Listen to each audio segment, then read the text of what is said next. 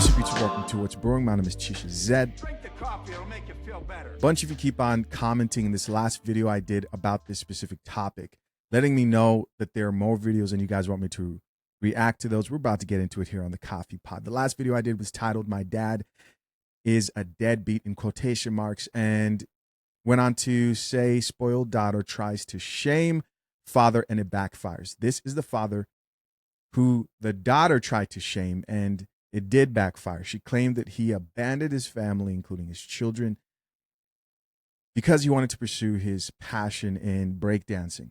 You guys remember that video? Of course you do. Well, he cleared some things up in that video, along with sharing that he supported the family financially, left him up to like $1 million or something like that. But what I end up finding out is that he left out a lot of information that would have made his daughter look horrible and his ex-wife look like a menace. His ex-wife, this man's ex-wife, is the woman, I would say, like the epitome of the woman, along with the other women who you think are this bad, are the type of modern women men today are trying to avoid. And these are men out here who are interested in marriage. You guys want to pay attention to this. If you are, even if you're not, you're going to hear some pretty crazy stuff. No more wasting time, guys. I've got so many long stream format videos that are coming to you as soon as possible. So much to get into. No more wasting time. Let's get into it. Okay, get ready for a pretty amazing story that includes this judge, Judge Leslie Alden, putting me in jail for contempt of court as part of my divorce case. And she gave me a 1-year sentence. Now, the instant I stepped into the courtroom and saw her, I knew I was dead in the water. So we'll get back to this. Okay, time to get a glass of wine or your favorite beverage. He says she looks like a feminist for sure. She's got that feminist haircut. Sit back, relax, get ready for an amazing story. He said favorite beverage right there. If you guys missed it, grab your coffees. You already know how we're doing it here on the Coffee Pod. Let's keep listening. As some of you know who have been following this, my 24-year-old daughter, Maddie, has come out with another video telling the world that I abandoned the family. Can you kind of explain a little bit of the controversy? Of course. Okay, so for anybody who is listening who doesn't know me, which is probably most people because I'm literally not famous. Not millions of followers. Unfortunately, though, I have become semi-famous literally just in like Republican hate circles. Most recently, I made a video about my dad because my dad abandoned my family when I was little, and he like went on to become a pretty famous breakdancer. Still out here telling lies. Just keep listening. And I made a video that was like very funny, tongue-in-cheek about that. But because my dad is like a huge Republican, huge Bitcoiner, like he's so bizarre, he has this sort of cultish following around him. God. And in the video that he posted, he's like wearing a Bitcoin t-shirt. He has an American flag behind him. Like he's like, oh, and then Elon Musk responded to my dad's video being like, "You're awesome. Like you're an awesome dad. You're awesome." That's crazy. What? By the way, guys, give Ben Hart a follow.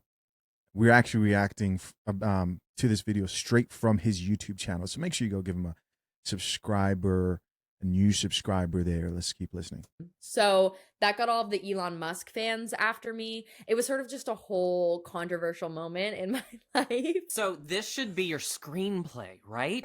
Went super viral, etc., etc. But she added that he wouldn't pay her medical bills. Then comes Ben, stage name Benihana, with a 10-minute reaction video and some pretty good-natured corrections. He claimed he lived close by after the divorce, did pay medical bills, child support, put money into a college fund to the tune of around $5 million all in all to cover the cost of the kids, and said he saw his kids often when they were growing up. But he did admit that from his daughter's perspective as a 5-year-old, it might seem like abandonment, but that in his opinion, it was not a totally accurate account. Whilst we watched this father-daughter union play out in real time, obviously Elon Musk weighs in to tell Ben, "You're awesome." I didn't even know. But this has got me thinking, Ben is getting absolutely dragged online with people calling him a deadbeat dad and like loads of other grim stuff. Are these internet call-outs fair? I've seen these happen time and time again, and it always turns out that there's another side to the story. story. Would we feel differently if Ben was less of a comic character or was just like less good-natured about the whole thing? Would she still have posted it if she knew he was going to see it? But whatever your thoughts are on internet call-outs, I think we can all agree with this comment. Benihana does unfortunately go so crazy. With this like breakdancing dad stuff, it's so bizarre and it's so ridiculous, and like,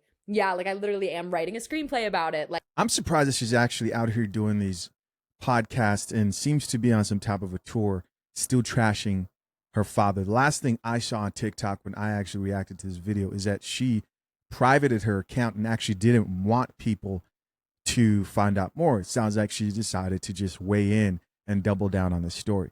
and I've been working on that screenplay for like months. How do you like tolerate this? Do you just like block it out? The dad stuff is the worst because it's like my actual real life. So honestly, the dad controversy has been the hardest to deal with because like it is hard having people in my comments who don't know anything being like, your dad is awesome. So I need to supply more information about this saga. Information that Maddie and the kids probably have not heard before. You gotta love how this guy talks. As I've said, I don't really blame my daughter for these very inaccurate videos that she's been putting out. I put the blame on her mom, my ex-wife, Betsy. Now let me recap what's happened so far for those of you who have missed it. Then we'll delve deeper into some of the crazier stuff that I've skipped over. Okay, here's a quick recap. Okay, I wake up at 6 a.m. to do some work. I get my coffee, I sit down, I open my computer, and what am I greeted with? Well, hundreds of comments calling me a deadbeat dad, a child abandoner, and all manner of other insults. So I think, what's this all about? Well, after a few minutes of investigation, I discover that my daughter, Maddie, has made a video about me. She's a screenwriter in Hollywood. She's also a big social media influencer. Some of her videos get millions of views. And this video has 1 million likes, 20,000 comments, 40,000 bookmarks, 30,000 reposts. So I thought I'd better watch this video. And frankly, I was pretty chagrined by what I heard, to say the least. My dad abandoned my family when I was 5 years old. That is a wife and 4 kids. He abandoned us and then pursued amateur breakdancing. Became like the oldest actively competing breakdancer in the world. Here, I'll show you. To see, take a look at this 60-year-old breakdancer. Yes, 60 years old. Man still's got the moves, because the last video we did, he actually showed us, like right now, currently, that he could still breakdance. Amazing. That's Ben Hart. He's competing at a breakdancing competition in Philadelphia. This guy wouldn't pay my medical bills. That is not true. Almost everyone I knew had seen this video and was asking me about it. Now, I told Maddie I liked 98% of her video, but that there were some significant inaccuracies in there. Let's hear it. Like about me not paying medical bills. That's just not true. And the implication was that I was some kind of deadbeat dad. I paid her mom millions of dollars in alimony, child support, put hundreds of thousands of dollars into the kids' college funds, paid for their health insurance, of course, and out-of-pocket medical costs, as I should have. The result was that the kids were able to live in a wealthy suburb of Chicago, attend top colleges, and pursue very good careers. Anyways, I asked Maddie to take down her video and at least correct the damaging inaccuracies. It just wasn't true that I wasn't covering medical costs. I told her almost everyone I know had seen it, including clients. It had the potential to hurt my business, hurt me professionally. And some key parts of her video just aren't true. And I certainly don't think she meant any harm by her first video. But she declined to take down her video because she said her video had gone viral. It was everywhere. So she didn't want to take it down. Wow, that's a key point right there. Do you guys think she would have been more likely to take it down if she would have gotten a different response? Let's be honest, the way she's telling that story, it sounds like this is a situation where, yet again, we see a woman who's on social media who, rather than resolve things behind closed doors, has figured out a way to leverage how she feels over the truth and spread false information. This is so important because, guys, you may think it couldn't be you. Anybody can go viral on TikTok. If you're out here dating, if you're out here getting married, there's chicks right now on dates, reviewing dates, recording, screenshotting conversations they may have with you. There are married men right now who don't know that their wives are very active on TikTok and are considering getting on there. We've seen it, guys. How many times have we seen it? The love for attention. So I came back a day or so later and told her that I had posted a response video on X. I told her the video response was very mild and very positive. It just corrects a couple of inaccuracies. And at that point, my video on X only had a few hundred views. She watched my video and seemed to like it, thought it was funny. So then I suggested, since you aren't going to take down your video and correct it, I would at least like you to post my response video on your feed. But she declined. So I really had no choice but to put up my response video to set the record straight, even if it only gets 200 views, which is about what I expected. Well, then my response video really started to blow up. Right. It hit 1 million views in about 12 hours. Jesus. Then 5 million views, 10 million views, Wow. 20 million views, No way. and on up from there. Maddie's mom started to freak out. Sent me long text messages telling me to take my video down. I'm like, but Maddie's video is still up and has 7 million views, and that's just on TikTok. Plus, Maddie has posted a much more negative second video, full of inaccuracies. Now, I don't blame Maddie at all for any of this. She's just repeating the brainwashing and propaganda that she's been hearing from her mom for the last 19 years. Mercy. Okay, so anyways, let's take a look at Maddie's follow-up video. I know my dad posted like a 10-minute video or whatever being like, you know, my daughter's lying. We have a great relationship. I have a great relationship with all my kids. That's just objectively not true. Like, guys, we're all freaking out about this in my family group chat right now. We're being like, he's so unhinged and delusional. We don't know if he actually believes his own narrative or if he's lying on purpose, but he's just like a weird guy. Yeah, he said he lived down the street from us. That's not true. Or like if he did, it was only for a few months maybe, but I don't want to get into this. Like, again, like my video was basically like sanitizing the situation and like poking fun at the lightest parts of that childhood trauma. But obviously in real life, it was a lot more like complicated and traumatic, and it was really hard. He left us, immediately married another woman. We didn't hear from him for years. And then he would visit every few months and we'd go out to dinner, but like he truly had no hand in raising us at all. He gave us some money growing up. I honestly don't know the nitty gritty of the financial situation. I really, really don't. Bottom line is this guy was a completely absent father. Okay, so let's roll tape to see what childhood was actually like for my kids. Okay. And let's see how my relationship was with the kids even after the divorce. And even after very ugly legal proceedings. We have with us here Maddie Hart. She is a YouTube specialist. Whoa. Guys, I have to let you know that I have not seen this video. Again, I repeat, I have not seen this video. I'm watching this in real time for the first time.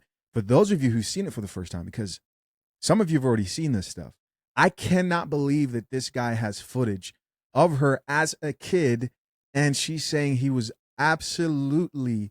I'm thinking he just avoided the family altogether. But this is like 8 minutes in, and it looks like we have more, and this video is an update.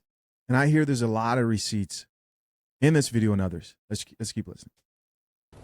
How many videos, Maddie, do you have on YouTube now? About 54. And what is your goal? One day I want to be a partner. What does that mean? It means you get paid to make videos. Yeah. Lake Michigan. For those of you who don't know, when I migrated at 7 years old from Zambia, actually, we lived in Michigan first before moving to California. So I've been to Lake Michigan. So obviously, they spend time together as a family. We see it right here. We gotta get over that sandbar. You're looking good. Here comes the big one. Yeah, Photoshop? Yeah. You want Photoshop? Yeah. We're having fun here at the Deep River Water Park in Indiana, just outside Chicago. It's the largest water park in the Chicagoland area. Hi, Maddie. Hi. So what are your reflections on the day? It was pretty good, except for this really mean lady. There was a mean lady, yeah. But we took care of her.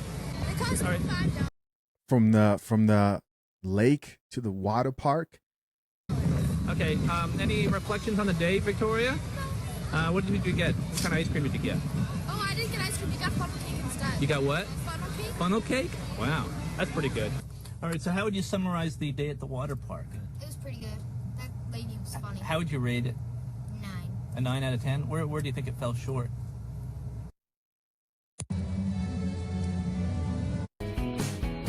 This man's got middle school graduation receipts.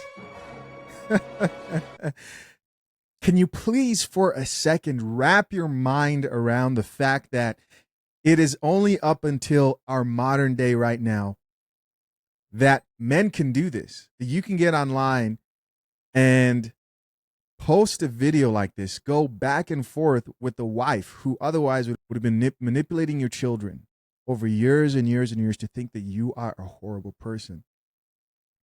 But here we are now in a time when men can actually produce these type of receipts. This is crazy.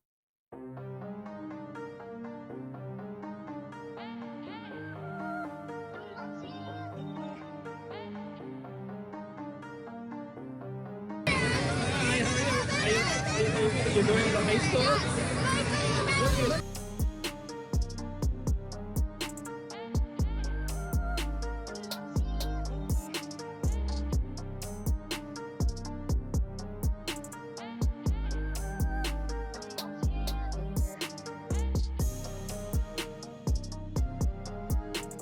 Skiing, hikes.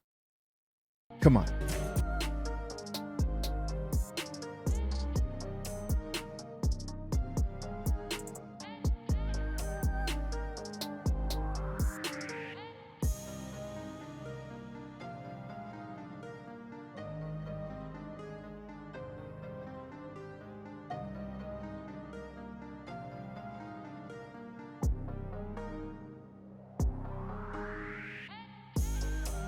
We are watching these children grow right before our eyes. Unless if he photoshopped every one of these photos, looks like he wasn't completely absent, or at least it's not as bad as they tried to make it sound.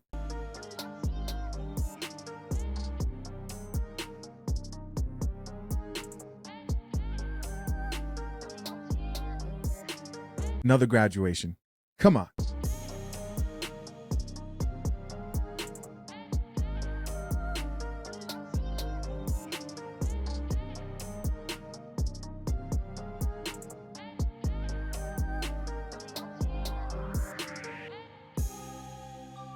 Let's not forget that he probably paid for majority of everything that we've seen here. The events, the vacations, the dinners, and then the college and education. Ungrateful, ungrateful modern generation.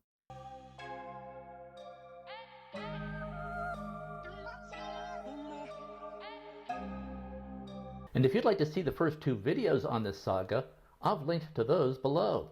Now honestly, I thought I had overcome all this brainwashing of the kids by my ex-wife.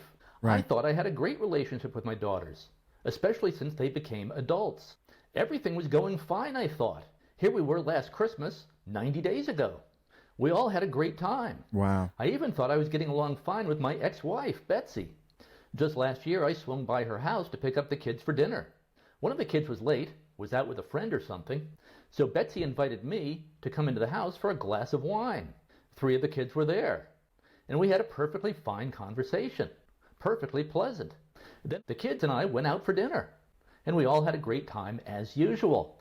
I thought the fact that Betsy had invited me into her house for a glass of wine was good progress. I was encouraged. But now this saga has taken a more negative turn, and all the indicators point to my ex-wife, Betsy, as the manipulator. Dun, dun, dun. There she is, man. You see a chick with the haircut like that, hoop earrings, nothing wrong with the hoop earrings, but I'm talking about the haircut like that with the hoop earrings. Fast, not slow. Get out of there. Run. Kick rocks. Look at her. Looks like, definitely looks like a feminist. As the well poisoner. In every video that Maddie puts out, she says I abandoned the family. And none of my daughters are talking to me right now. Only my son Peter is talking to me. So I think I need to tell a more complete story. That makes a lot of sense. Son probably drinks coffee. A story that the kids have never heard before. I have really 2 goals with this video. Let's hear it. Number 1, I think this information might help a lot of dads out there Come on. to avoid some of the mistakes that I've made. Thank you. Whether you were recently divorced or not yet divorced. I say not yet divorced because about half of marriages end in divorce. He's here to help out men who are potentially going to be fathers and going to be husbands and are currently husbands. So listen, guys, I'm paying attention. We're all paying attention. We're all listening. Thank you, Ben Hart. And about 50% of married couples who are not yet divorced, well, their marriages are hanging by a thread. Goal number 2. My kids have never heard the whole story of what happened. They've heard one side from their mom, Betsy, my ex-wife. And I think it's been a very distorted story and a very incomplete story. Now, I'm not going to get into all that led to the divorce. Who cheated on who and who cheated first. We know we get it, Bart. We understand. We understand.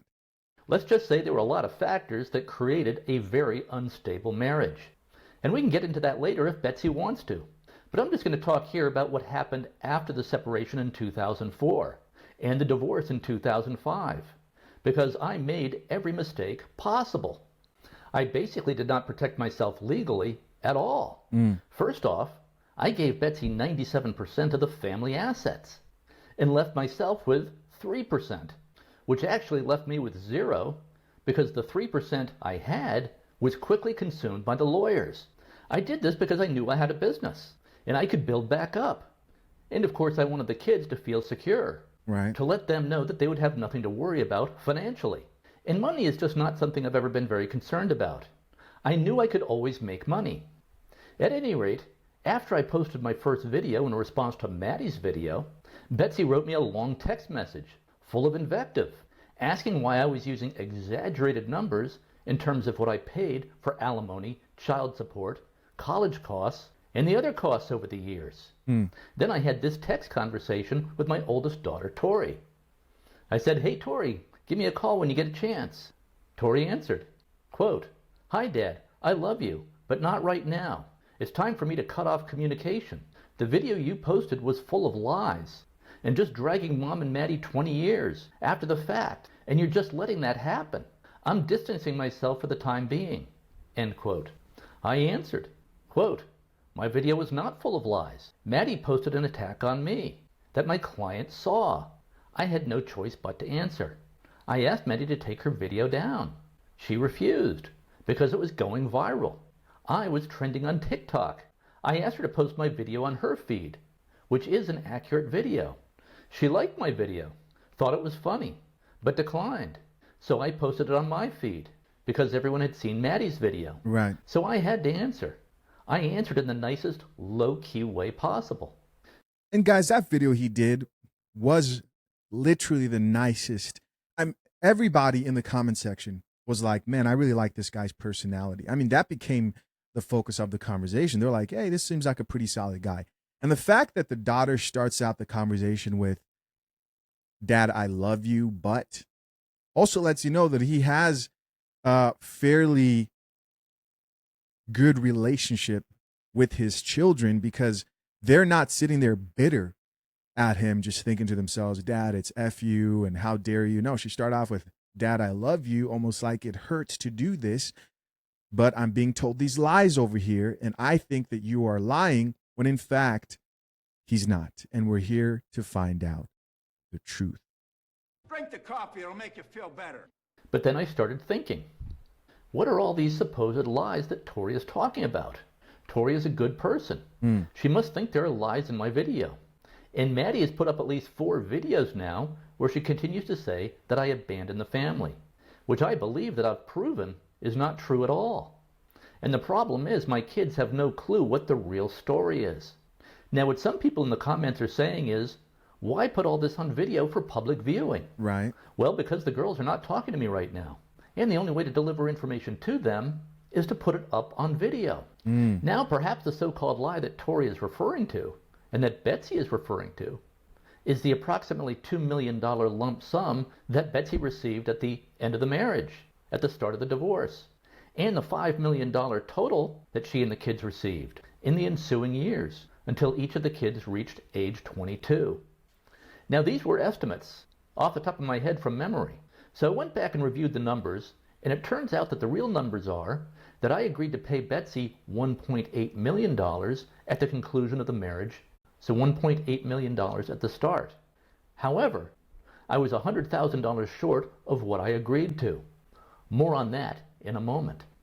And Betsy and the kids received a total of $4 million, a little bit more than $4 million, which includes the aforementioned $1.8 million and $618,000 for the kids' college funds and college costs.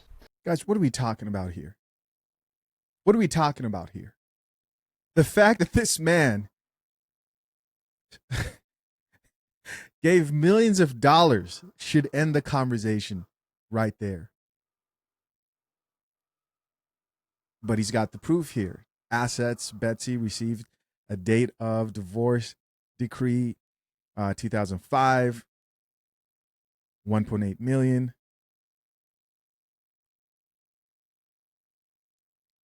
You would think if somebody was labeling their father as a deadbeat, you definitely wouldn't think it's this or anything that we've seen. Deadbeat? Deadbeat? Below, I link to a PDF of the accounting. This accounting comes directly from a 2016 court case, one of many court battles I was in with Betsy. And anyone is free to dispute this accounting, but I think it's pretty accurate. So Betsy and the kids received a little bit more than $4 million, not the $5 million that I had estimated from memory in the first video. Oh, he's $1 million off. So that's my error. Now, of course, the counter to this is the money is good and all, but it doesn't make up for not having a full-time dad in the home. But remember, I live just down the street from the kids in LaGrange, right, a bit more than a mile away. Then in 2011, we bought a house in Willowbrook, Illinois, which is an 8-minute drive away. Then in 2012, Betsy got remarried and moved about 1 hour north to a North Shore suburb. The kids were older by this point. Peter was in college. Tori was a senior in high school. Maddie was also in high school. Olivia was in middle school. I would make the 1 hour trip north at least once a week to see the kids, to see whoever wanted to hang out. Often that was just me and Peter hanging out. The girls typically wanted to hang with their friends. Teenage girls generally don't want to hang with their parents. This is true. They want to hang with their friends. But sometimes they would come out with me and Pete. Guys too. And there really seemed to be no problem. Yes, there was one year when Tori would not come out and would not talk to me. That lasted a year. Then one day, Tori did come out. I said, "Great, you came out to lunch today, Tori. You haven't talked to me for a year. Has something changed?" She said, "No. 1 year of not talking to you is enough. Now I'm here." So I thought, cool. I've turned the corner with Tori. And it seems to have been 1,000% great with Tori ever since, for like the last 12 years or so. But here's the issue. Apparently they really do think that I abandoned the family. They think this because it took me more than 2 years to move to LaGrange, Illinois. So real quick, Tori's the other daughter, and Maddie's the main one that's in front of the camera that most people know about. Where I could be just down the street. That's true. Maddie is right about that in a way. So let me go over the reasons why. And this is where the story really gets insane. Okay, so Betsy and I got separated in 2004, then divorced in 2005. Also, we were living in Virginia at that time, just outside of Washington, D.C. As part of the divorce agreement, I agreed to allow Betsy and the kids to move to the Chicago area. My plan was to follow Betsy and the kids there. This made quite a bit of sense because Betsy's family were there. And that's where Betsy is from. And I can work from anywhere. I'm a writer and a creative type. I create advertisements for a living. I can do that anywhere. So my plan was just to follow the kids from Virginia to Illinois.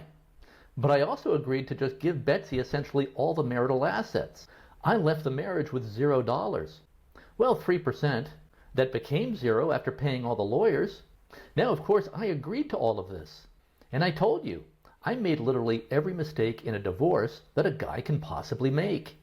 I thought giving Betsy $1.8 million at the get-go and leaving myself with nothing would buy peace. Wow, was I wrong? And everyone told me I was absolutely insane to agree to this. But I wanted Betsy to be a stay-at-home mom, as she had been. We agreed that that would be best for the kids. So we're obviously talking about a man who got married when divorce wasn't at its height. And he's not that old, I understand. But it's definitely worse now. And he's teaching a lot of guys out here who may value marriage still, because a lot of guys just want to avoid marriage altogether, to not do what he did. All this makes sense. He gave her the majority of the assets, which he didn't have to. If he consulted a lawyer, any attorney in their right mind, they would have told him, no, you probably should not do that. And the little that he was left with, he probably didn't think that he was going to have to spend the majority on attorneys. But just that type of a mindset right there should show you that that's not something a deadbeat father would do. Does that sound like a deadbeat father to you? The fact we're having this conversation, guys, to me is absolutely insane. The fact that the daughters can hear this and not think that their father had good intentions and was trying his best is absolutely insane. Let's keep listening. I wanted the kids to have a mom at home when they came home from school. So I didn't want Betsy to have to work while the kids were still young. Side note, my bad, guys. I have to say this. We all know the problem with the whole stay-at-home mom thing. You think that you're buying more time for the mom to be at home so she can be with the children, but really, he was setting up the perfect environment for the mother to have nothing else to do than sit there and talk shit about their father and her ex. We see it a lot of times here on the Coffee Pod. We see a lot of stay-at-home moms who have all the time in the world to do chores and somehow find time to complain about how they're so busy on TikTok. And this is why I say, guys, you want to be careful and weigh out that stay-at-home mom thing. I'm not saying it doesn't work for some people, but you're risking the fact that, as a lot of attorneys have shared those happen to be some of the most contentious divorces. Let's keep listening. And I wasn't worried about money. I was confident I could always make back the money. Right. I grew up in Vermont and had kind of a hippie mindset. Money's never been my focus. I just do what I do, and enough money just seems to roll in. What I did not count on was Betsy moving from Virginia to Illinois with the kids almost immediately. I couldn't move to Illinois immediately. She sold our house instantly, packed up the kids and left Virginia for Illinois, basically instantly. Yikes. I also did not predict that Betsy would issue subpoenas to all my clients to find out if I might be hiding money and assets from her. In other words, even though I agreed to give her everything, she didn't believe it. She thought there was more money to be found. Wow. Money I was stashing away somewhere. Wow. Or some hidden sources of income that she didn't know about. So she subpoenaed all of my clients. This greedy woman wanted more. It was not enough. Wow. Her lawyers wanted to depose my clients. This caused me to lose most of my business. No client wants to be involved in a divorce legal proceeding, right, or get deposed. So my clients ran for the tall grass fast. And by the way, she's doing this again. In the wake of this Maddie video flap, she's been phoning my clients again in hopes of torpedoing my current business, just like she was able to do in 2004 and 2005. So Betsy moved instantly from Virginia to Illinois during the separation, before the divorce was even completed. And I would make the trip to Illinois about once a month or every 6 weeks to see the kids. I'm sorry, guys, I have to say this. It doesn't sound like he had a prenup. A lot of guys like to act like prenups don't help whatsoever and pretend like they are attorneys. If you're going to get married, you want to make sure you're as protected as possible. Make sure you sign a prenup.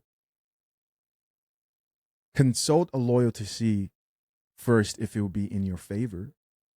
Seek legal guidance, because you can easily make sure that going forward, she can't touch that business or any future businesses that you may create if that's stated in the prenup. Oh, but she can appeal it. Anybody can appeal anything. But if it's done the right way, it lessens the amount of damage for sure that you will go through. Go over there, check out the lead attorney. Let's keep listening. And the plan was to do this until I was in a financial position to be able to move to Illinois. And of course I was broke at that point. I had just let Betsy have all of the marital assets. Wow. Well, 97%. Now remember that $1.8 million that she was due at the conclusion of the marriage in 2005? Mm-hmm. Well, I was $100,000 short. I'd agreed to give her an additional $100,000 on top of all of our marital assets. Well, I wasn't able to pay it because remember she had destroyed my business with all of her subpoenas. So she and her attorneys filed what is called a show cause petition with the court. A show cause petition. What is a show cause petition? Well, this means I must prove that I am not in contempt of court. And if I am in contempt of court, meaning if I don't pay the $100,000, I could go to jail for contempt of court. So I walked into court for this show cause hearing. I had to... Hold on, I got to make sure I'm hearing this right because I can't believe this shit. Hold up. Well, this means I must prove that I am not in contempt of court. Hold on. To pay it. Because remember, she had destroyed my business with all of her subpoenas. Right. So she and her attorneys filed what is called a show cause petition with the court. A show cause petition. What is a show cause petition? Mm-hmm.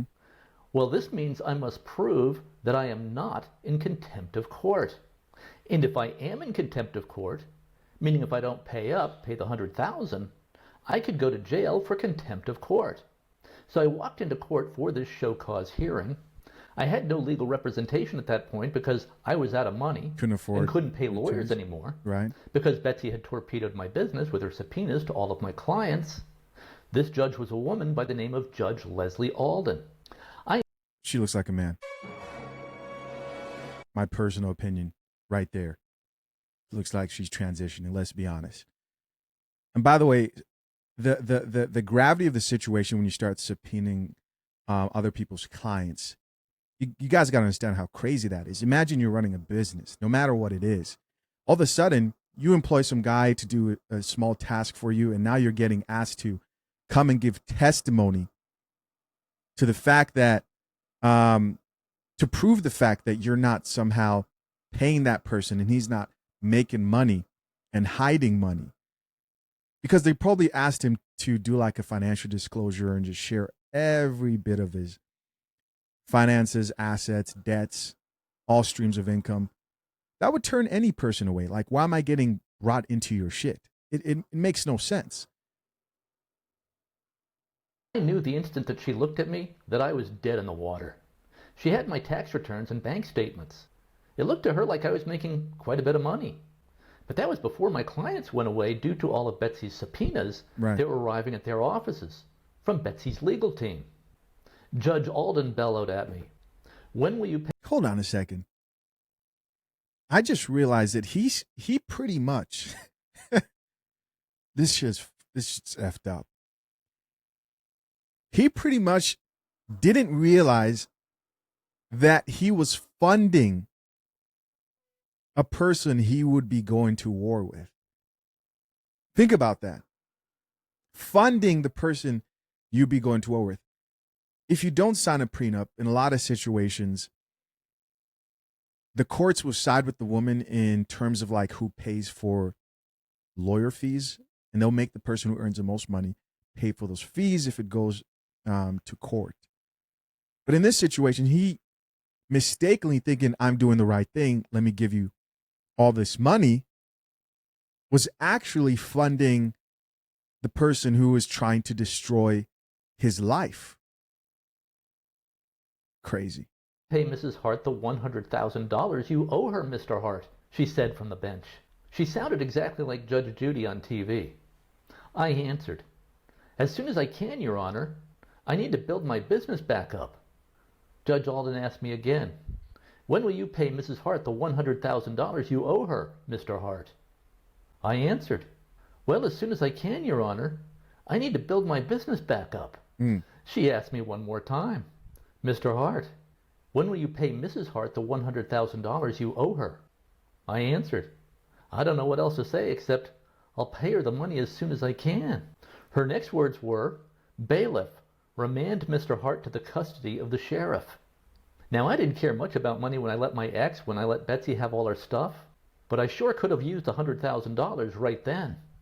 Lesson. It's easy to sing Kumbaya, give peace a chance, and to say you don't care about money until you actually need money to stay out of jail. That's a bar. The next thing you know, I was sitting in a large holding cell in the Fairfax County, Virginia jail. Wow. With a large crowd of inmates waiting to be processed, to include MS-13 gang members and members of the notorious R Street gang in Washington, D.C. I was still dressed in my business suit when I entered the holding cell. This large holding cell contained about 40 other inmates. The jail door clanked behind me. An enormous 300-pound... It's just disgusting. I'm disgusted. Comment down below where you're at right now. I'm thoroughly disgusted. Black guy called Big Daddy said to me, "Hey, what are you in here for with that nice suit, red tie, and shiny shoes? Some kind of computer fraud, bank fraud or something?" I said, "Nah, I came up short on money I owe to my ex-wife." And I launched off into my story about what had just happened in court. Big Daddy, the 300-pound guy, called the other inmates over to hear the story. Big Daddy was clearly the dominant figure in the group. His voice was loud and booming. Plus, he was huge. So they all gathered round. Yo, Big Daddy, you want to get on Big Daddy's side. I don't know how he got that name, but no, Didi, let's keep listening. Some of them looked like they were from the movie Menace to Society. "Hey guys, come over here and listen to this," Big Daddy said. "This story is great." I was sitting on a cement bench next to Big Daddy. Yo, this is some Diddy shit, man. I'm not calling any man Big Daddy. But in that situation, listen. Hey, stay out of jail is all I'm going to say. That shit's crazy, bro. We were all there for a few hours because life in jail is not a fast-moving process. And they seemed to like me. They were all laughing, including the guy with the Nazi swastika tattoo on his face. They couldn't believe I agreed to pay my ex $1.8 million, plus $12,000 per month, and that I was still $100,000 short. Well, actually, I was more than $100,000 short. Judge Leslie Alden had also awarded Betsy attorney's fees, plus interest. So the bill I owed her at this point was $148,000. The guy who looked like he was out of Menace to Society, he says, "What the F did you give her all that money for and leave yourself with nothing?" Then Big Daddy said, "Here's what you need to do. As soon as you get access to a phone, you need to call your ex. And in your sweetest possible voice, you need to say, 'Dear, sweetie, honey, I can't pay you any money sitting in here. So let's make a deal.'" Then after a few hours in there, one of the guards calls out my name. And this story's unbelievably amazing.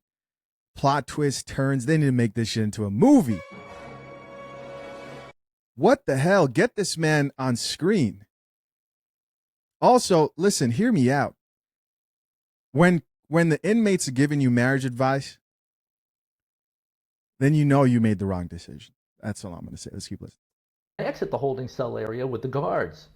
A guard put me in handcuffs and led me to the processing area. I was seated and handcuffed to a metal chair next to an officer who was inputting data into a computer. He pulled up my record. He looked at me and said, "Wow, what did you say to this judge to get 1 year in jail?" 1 year? 1 year? Judge Leslie Alden. What?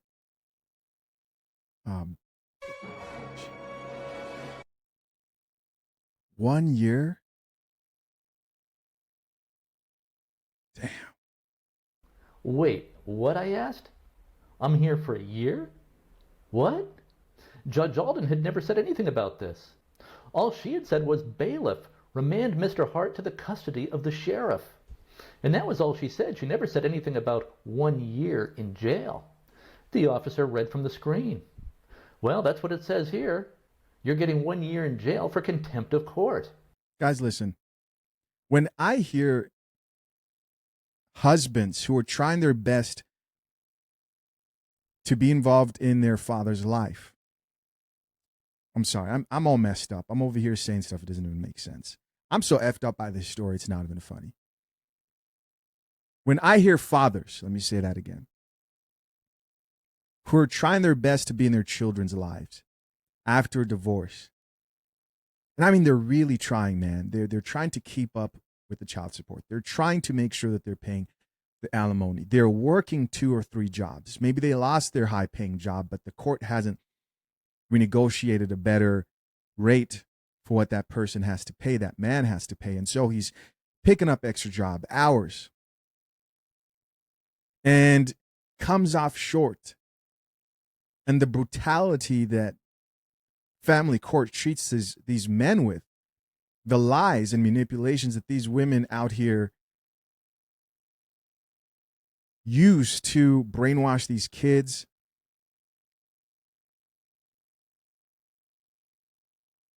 And these men who are watching these other men fail to this extent in marriage, and they end up locked up.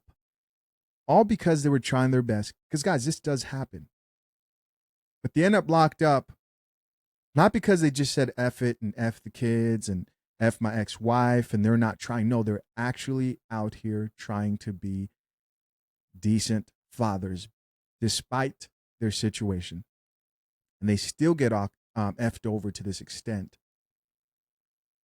I don't blame guys who look at this and say, forget marriage. Why? Which is why I'll never get on here and force that message of men should be married. These are crazy times, man. Not everyone's willing to take the risk. And some men like myself are just going to give it the best try possible because they grew up in amazing households. I grew up in an amazing household. Having an amazing family. One, I can't lie to you guys. One of the best things I'm grateful for is my mother and father. And I plan to do my best to try and replicate that, right? And I think it's worth me trying that. But another guy may hear this and think, F that.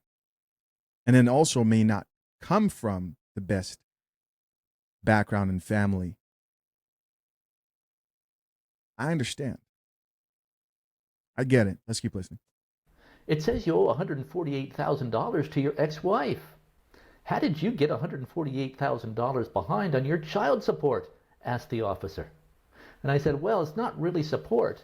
I paid my ex almost $1.7 million in assets that we had, which was pretty much all our assets, but I still owe her $148,000. I love that he has this judge's picture on here. This is great. To bring the total to $1.8 million in cash up front at the get-go. I also agreed to pay her $12,000 per month in support. So all in all, I'm $148,000 short in terms of immediate cash due. The officer looks at me. Why the hell did you agree to all that? He said. Who is the judge in this case? Asked the officer. I answered, Judge Leslie Alden.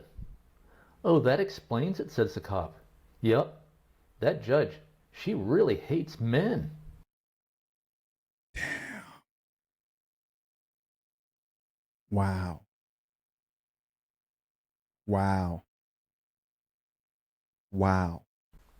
After the officer finished inputting my info and giving me an inmate number, I was taken in cuffs to an area and given an orange jumpsuit. I changed into that. The cops then took my business clothing, my watch, my phone, my wallet, and everything I had and put it all in a plastic bag for safekeeping, to be returned whenever I got out. I was then changed to 12 other inmates, and we were led to our cell block. My cellmate was a Cherokee Indian who said he had been convicted of 47 felonies, most recently attempted murder, but we got along fine. So it really looked like Judge Leslie Alden wanted to send me a This man said that was his roommate? block. My cellmate was a Cherokee Indian who said he had been convicted of 47 felonies, most recently attempted murder, but we got along fine. Damn. So it really looked like Judge Leslie Alden wanted to send me a message. This was no white-collar work release type program for nonviolent offenders. She put me in the worst hole in Fairfax County, apparently for a year. And it was actually underground. There were no windows. What? There are about 1,800 inmates in the Fairfax County Jail. Evidently, the reason Judge Leslie Alden sentenced me only to 1 year there is that's the maximum amount of time that you can spend in county jail. No. This is an evil judge. This is an evil judge. Any longer, and they have to move you to a state prison facility. So I was there for the max. And the way our cell block was set up is there was a common area that's linked to 6 cells where we slept. We were locked out of our sleeping cells all day, so we were all in the common area. So the 12 inmates in our cell block were all in the same small, all-cement common area all day. And we spent all day just shooting the bull. That's all there is to do in jail. There was one toilet and a shower out in the open in plain view of everyone, and you get used to it after a while. And I got along fine with everyone, even though most were there on serious violent felonies. And we spent a lot of time talking about how to get me out of there. In fact, that was the main topic of conversation. Wow. Legit, this needs to be made into a movie. This needs to be made into a movie. And thanks to ex-wife, she's so evil, this story's getting out. She's going to be the main villain of that movie. Someone needs to pick this up. You know, Hollywood is like feminist driven. Right now, probably, I don't know, get somebody else to do it. This is crazy. We concluded that what I needed to do was write a letter to the judge and offer a payment plan. We talked about how much I would offer. I thought maybe $2,000 a month. They all thought that was way too much. Problem is, if you can't come up with that money every month, you'll be right back here, said the MS-13 guy who was covered in tattoos, including tattoos on his face. Offer her $300 a month, said the white guy with a Nazi swastika tattoo on his neck who looked like Charles Manson. I settled on offering $1,000 per month to Judge Leslie Alden and then see what happens. Everyone in my cell block thought that was way too much. But I had to get out of there. I also figured that Judge Alden isn't stupid. She must know I can't pay my ex anything sitting in here. And my ex is supposed to be getting $12,000 a month. But I could not pay that sitting in there. So it was in everyone's interest to get me out of there pronto. Right. So I could start making money again. The problem is I could not get a pen. We were not allowed to have anything that could be used as a weapon. After 3 days in there... It looks like we found out how this man got rich. Nah, he was rich before all this. But imagine having the motivation of either make this amount of money or you go to jail. It's also sad to think that there are men literally in that situation who aren't so lucky, right? I got a visit from the head of the prison, the warden himself. He came all the way down to the deepest, darkest hole in the prison to find out what I had done to end up here. Out of the 1,800 inmates, he wanted to talk to me, Ben Hart. I guess my file had landed on his desk, and I guess I was the talk of the prison, and he wanted to hear the story. So how did you get $148,000 behind on your child support, he asked. And why did the judge put you in here? The warden was looking at me through these bars in this small window in the steel door of our cell block. I explained that I had not gotten $148,000 behind on my child support. And then I went through all the basic details of how I paid her close to $1.7 million plus $12,000 a month of support, and all payments were made. But I had fallen $100,000 short on the $1.8 million I had agreed to. Then the judge tacked on another $48,000 for Betsy's attorney's fees and for interest. So I just wasn't able to come up with that final $100,000 plus $48,000. Who was the judge, the warden asked. Judge Leslie Alden, I answered. That explains it, said the warden. She's a real man-hater. Looks like you really pissed her off. He paused. He looked at his file of papers on me. Then he said, even though you've been sentenced here, I'm moving you to work release. Trouble is, we don't have any jobs for you that will help you pay off this $148,000 debt. The jobs we have pay $7 an hour. People who are here because they are behind on their child support pay their child support that way. But this is not going to help you get out of your situation. But let me see what I can do about this. I can't have you down here. About a day later, guards arrive, and they take me to the work release facility. This was low security, so I was able to get a pen and a piece of paper and write a letter to Judge Leslie Alden with my proposal to pay my ex $1,000 per. Can we acknowledge the fact that this man's disposition and the way that he won people over on YouTube, on TikTok, to hear his story and really kind of appreciate his disposition, because there's plenty of reasons for this guy to be bitter. There's plenty of reasons to this, for this guy to be bitter. But he's kept an attitude even now which has helped him greatly in that situation when he was in jail, and also is helping him right now. A lesson we can all learn, if I'm going to be honest. Per month toward the $148,000 that I owed her, plus keep up with my other obligations under the divorce decree. I didn't hear anything back. I thought, welp, I guess I'm here for a year. I started to accommodate myself to this reality.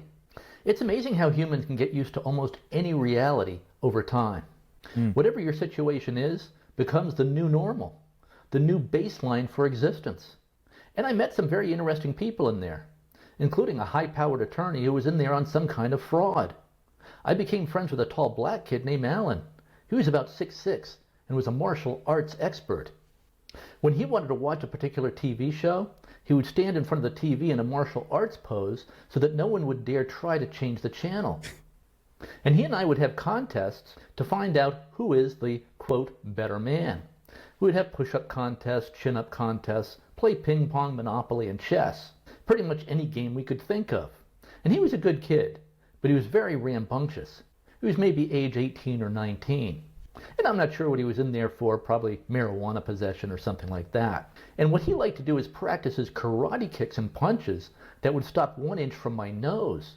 And I told him, Alan, stop doing that. See all these cameras around here? They're going to think you're violent. They're going to take you out of here and put you down in the hole. But Alan was a good kid, just had a lot of energy. And about half the guys, I would say at least half the guys in the work release program in the jail, were there because they could not make child support or alimony payments. Wow. Wow. What a world we live in, man. What a world we live in. You hear that about half the guys who are being detained right there were there, even though it was a low security jail, it was still jail. But they were there because they were behind in their child support. How are they helping those men out?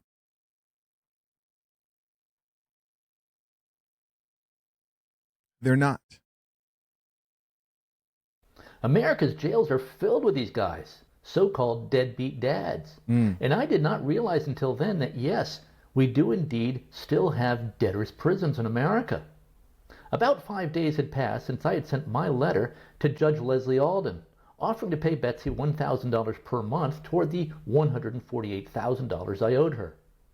Again, this would be an additional $1,000 per month on top of the $12,000 per month I was already obligated to pay under the divorce decree. I hadn't heard anything from Judge Alden. Didn't know if the judge even received my letter. I assumed not.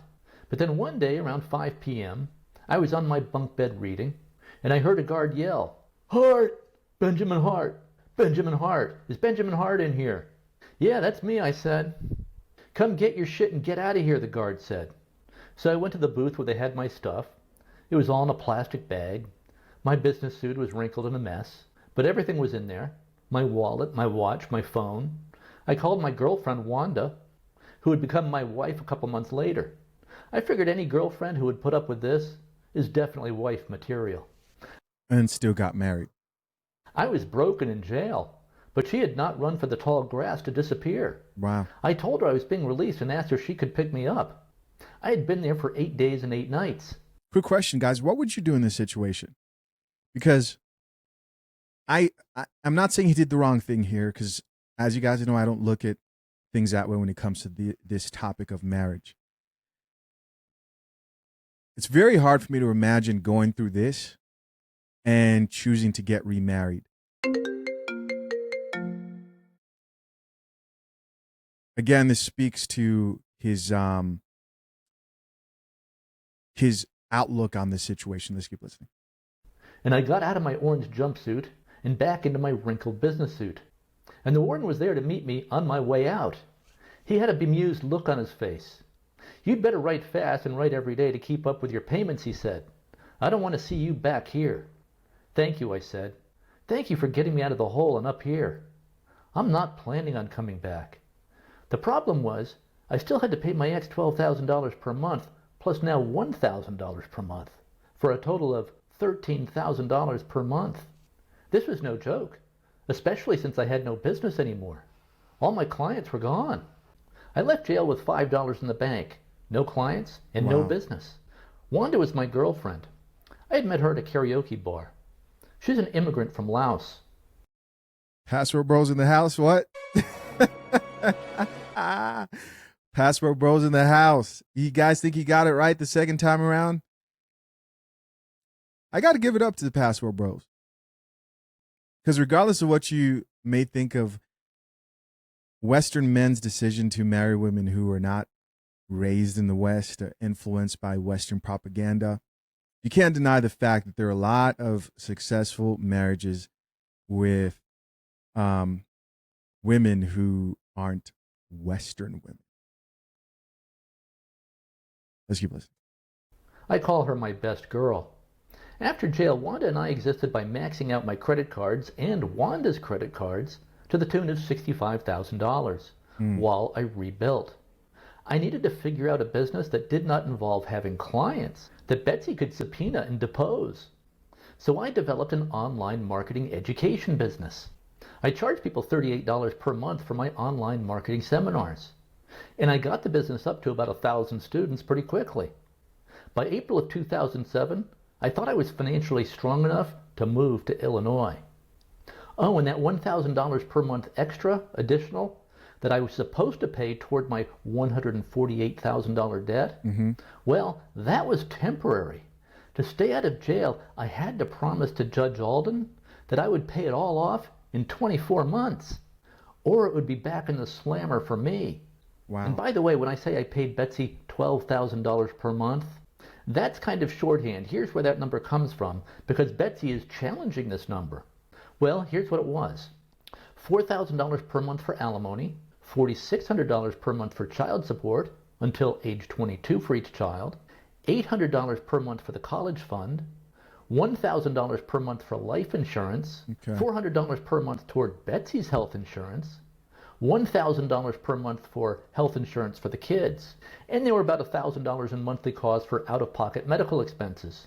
Medical costs, by the way, included not just the usual things that we consider to be medical costs, things like broken leg or need some stitches, have a fever, things like that. These out-of-pocket medical costs also included counseling and therapy sessions for the kids, eyeglasses, contact lenses, braces, and so forth. And these were not covered by insurance. Betsy also seemed to like to rack up extra unnecessary medical costs just to stick it to me. Constantly taking the kids to doctors who were out of network, so weren't covered by insurance. And we actually had a lawsuit over this in 2016. Wow. So there was that aspect. So it was really more than $12,000 per month for support. Evil, evil, evil, evil. So Wanda and I were able to move out there in April of 2007. We moved into the Homestead Inn in Lombard, Illinois, while we looked for a place to live in LaGrange near the kids.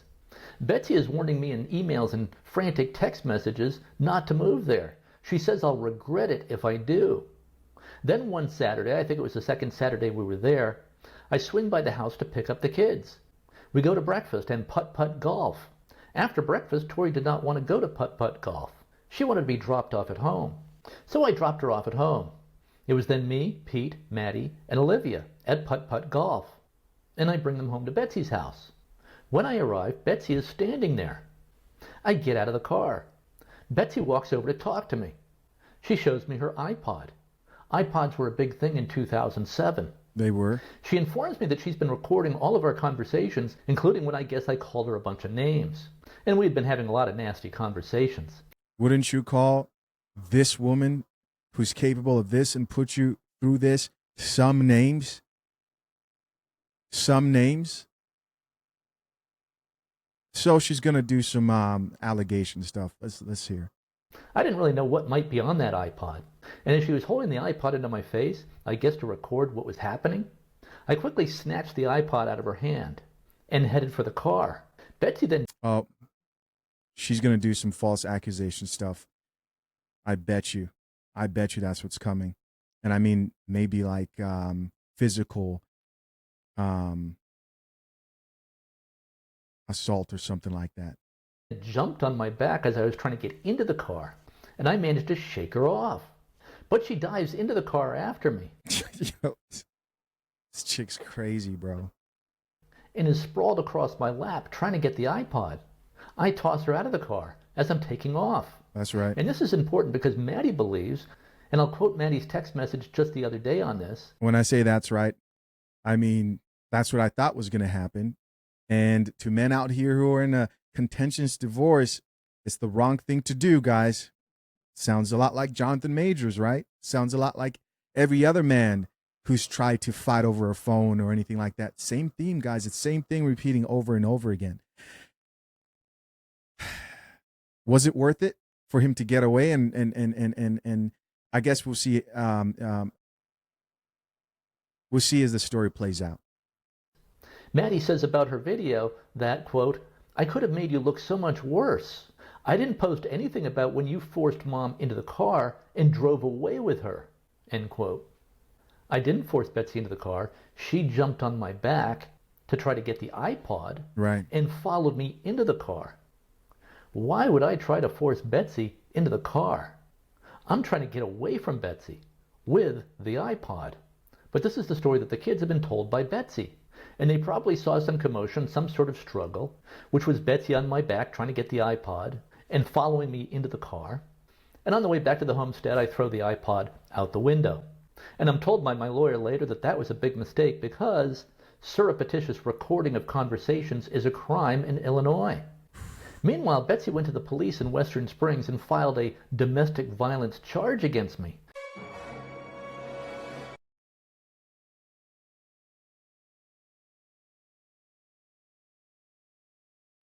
Of course. Of course.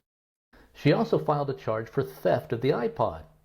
Wanda and I went to a restaurant called Miller's Pub, which is right next to the homestead where we were staying, and we saw the police show up.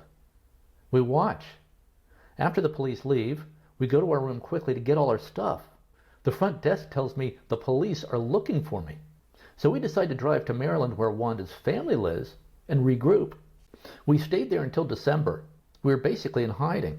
I needed time to build up my internet business so I could return to Illinois and hire lawyers. And I stopped paying Betsy any support for a while I built up my finances. Right. By December, I felt I had the finances to be able to pay off Betsy, all the back support, plus hire a lawyer. The problem, of course, was that I knew that if I showed up in Illinois, I would be arrested. Right. Right. There was a warrant out for my arrest. Jesus. So Wanda and I snuck back into Illinois. I hired a lawyer. Then I turned myself in, spent the night in jail, got out on bond by putting up $300, and began a series of 6-month legal proceedings. The judge and the prosecutors in this case said my snatching of the iPod out of Betsy's hand was technically assault and theft. So in exchange for no trial and no conviction on the matter, I agreed with the court to attend some conflict de-escalation classes and agreed to pay Betsy $120 for the iPod. And guys, this is why I say, don't let these people convince you that as a man you are equal to a woman. Don't let them convince you that in these moments they're going to look at you and be like, oh, you're just snatching the iPod and that's okay. Because you are a man, because we know if she did it, it wouldn't be viewed that way at all. Because you are a man, you're going to be looked at as the aggressor. And if you marry a woman who is capable of being this evil, this is pure evil, then you are at a disadvantage. Let's keep listening. The conflict de-escalation classes were actually very good. They were taught by a retired hostage negotiator. Everyone should take this class. There would be far fewer deaths from road rage incidents and whatnot. The issues people fight over are really just so stupid 99% of the time. We're all going to be dead soon. Is the issue that you're fighting over really that important? Wouldn't it be better just to enjoy life and to be thankful for every day that you have on this beautiful ball we call Earth? Meanwhile, Betsy had obtained a protective order and had filed a motion to prevent visitation. Here is Betsy's motion to prevent visitation. It's actually titled Motion to Strike Petitioner's Petition for Visitation and Motion for Sanctions. This all cost me another $30,000 or so to overcome. Betsy's goal here was for me not to be able to see the kids at all, ever. And the kids, of course, had no understanding that all this was going on. To them, it looked like I had abandoned them. And to them, it looked like some scuffle had occurred between me and Betsy on the street outside her house. And Betsy, I guess, told them I was trying to drag Betsy into the car. I guess for the purpose of kidnapping her? What sense does that make? The kids, of course, had little or no clue about all these legal battles going on. How I was both fighting financially and in the courts for more than 2 years to reestablish my right as a dad to have a relationship with my kids. I had no idea that Betsy would take every legal step imaginable to prevent me from moving to Illinois. And I ultimately overcame all of this. But it is easy to see why the girls think their dad abandoned the family. They had no idea all this was going on. Right. And who knows what Betsy was telling them at home. The family law court in Chicago rejected Betsy's motion to prevent visitation, also threw out her protective order. In December of 2007, Wanda and I moved into a rental property in LaGrange, a bit more than a mile down the street. I then saw the kids at least once a week, often more. I saw my son Peter throughout the week. I generally saw the girls once a week. And of course I was available anytime they wanted to hang out. And as I said, in 2011, Wanda and I bought a house in Willowbrook, Illinois, which is an 8-minute drive from the kids. It's a nice house, has a swimming pool, with a water slide. But hostilities from Betsy were still high. And then she got remarried in 2012, and she moved 1 hour north. And the kids were older by this point. Pete was in college, attending Columbia College in downtown Chicago. Tori was a senior in high school, I think. Maddie was also in high school. Olivia was in middle school at that point. And at least once a week, I would make the trip 1 hour north to see the kids. Well, whoever wanted to hang out. I would often swing by Columbia College in downtown Chicago to pick up Peter. We would then head up the North Shore to pick up the girls, or whichever girls wanted to hang out. The girls were teenagers by this point. They often didn't want to hang out with their dad. They preferred to hang out with their friends. Right. But sometimes they did go to breakfast, lunch, dinner, and or to a movie that we were going to. Everyone was pretty much free to do what they wanted to do.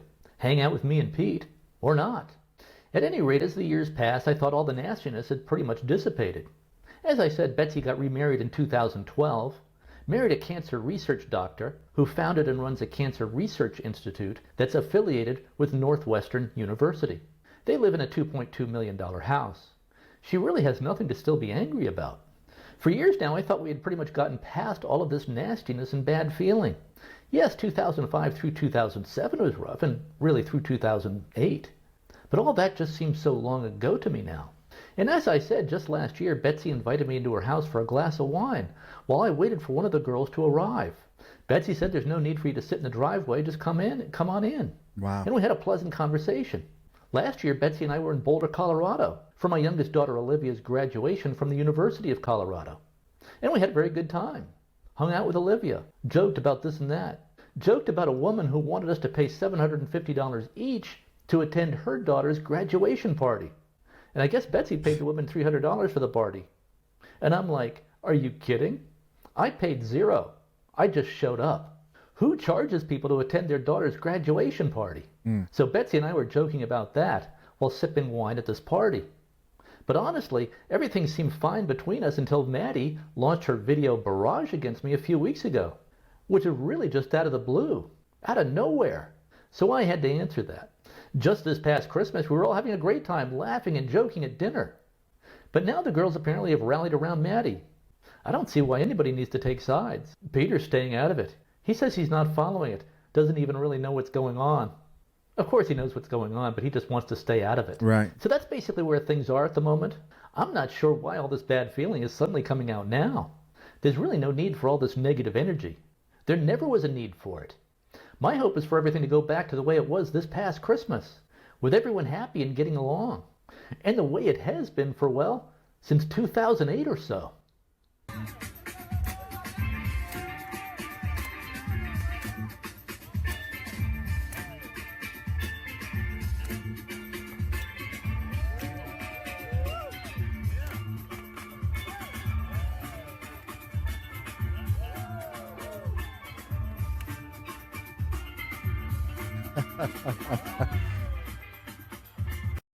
All right, guys, that's it. Wow. I